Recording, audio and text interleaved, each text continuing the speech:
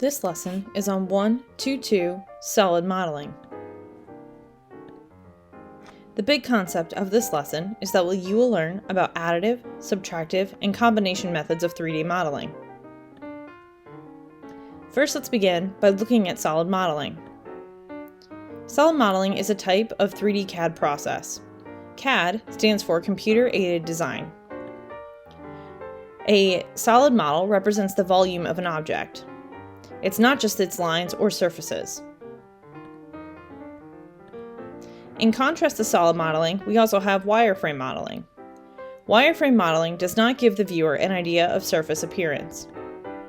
It also doesn't provide information regarding mass properties. And wireframe models are not solid models. You'll see an example of a wireframe model on this slide to the right. Let's continue with solid modeling.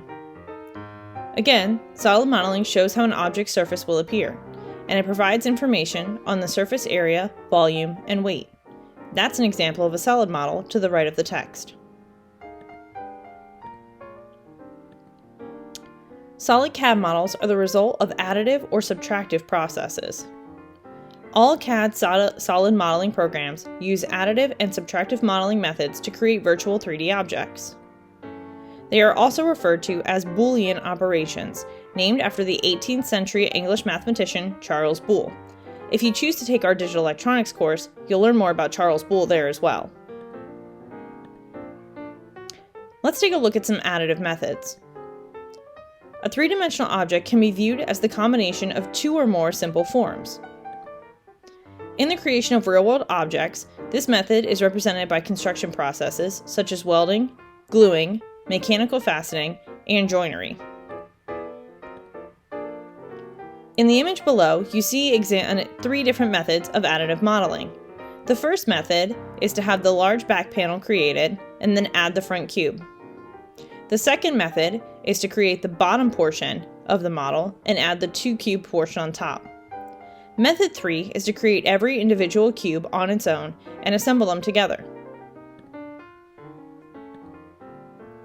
Now let's take a look at subtractive methods.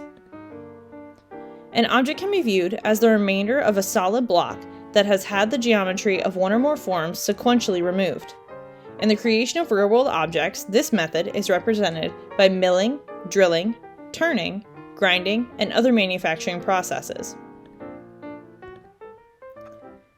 Here are two examples of subtractive methods. The image on top starts with a large rectangle and then removes the bottom corner to then get the individual portion that remains. The second method starts off with the large rectangle and the small cube, and then removes one solitary corner to create the final model. Now, most objects can be modeled efficiently through the combination of both additive and subtractive methods. This is a combination method. There is no right or wrong way to generate a solid model.